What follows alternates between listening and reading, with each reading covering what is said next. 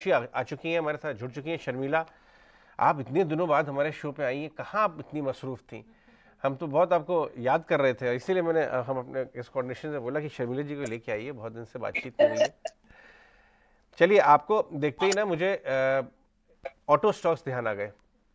Tata Motors, एक तो उसमें ज़बरदस्त तेज़ी, हालांकि लास्ट चलना शुरू हुआ वो ऑटो में थोड़ी लैगर्ड रहा है, लेकिन लेटेस्ट रैली है उसमें। लेकिन जो रैली है वो बहुत ज़बरदस्त है, 500 550 का भाव अभी आ गया, 530 तो आ ही गया है। ये री रेटिंग कैंडिडेट यहाँ से भी है क्या आपकी राय में? सो जब नतीजे आए तो जैसे कि आपने देखे ही होंगे, बहुत अच्छे नतीजे थे और डिविडेंड भी I don't know after how many years उन्होंने डिक्लेयर किया।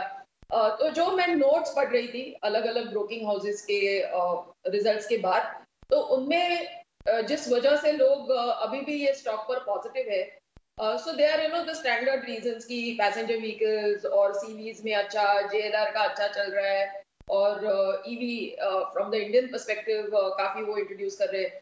लेकिन जो एक बड़ा पॉजिटिव अभी कैप्चर होना बाकी है इन सब में, वो ये है कि अगर आपको याद होगा तो शायद मेरे हिसाब से पिछले महीने और या तो 3-4 हफ्ते पहले उन्होंने एक जेएलआर पीस में उनके एक ईवी रेडी होने का प्लान बहुत बड़ा अनाउंस किया था। सो आई थिंक उसका जो अपसाइड है ना, that will start slowly getting factored in. So to answer your question shortly, मुझे लगता है कि यहाँ से भी अपसाइड है स्टॉक में, शायद तुरंत नहीं आए, लेकिन जिस तरह के उन्होंने प्लान्स अनाउंस किए ईवीज को लेकर ऑन अ ग्लोबल स्केल, वो काफी एक्साइटिंग है। So I think you need to keep it on your radar for that.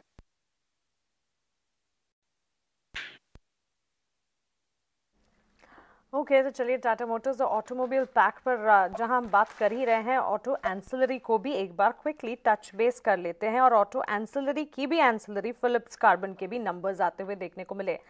Vaishali, आपसे जानना चाहूंगी, ये स्टॉक मूव नहीं कर पाता, लेकिन इस वक्त नंबर्स अगर देखेंगे, स्ट्रॉन्ग सेट ऑफ नंबर्स, हर लिहाज से नतीजे काफी पॉजिटिव देखने को मिले हैं।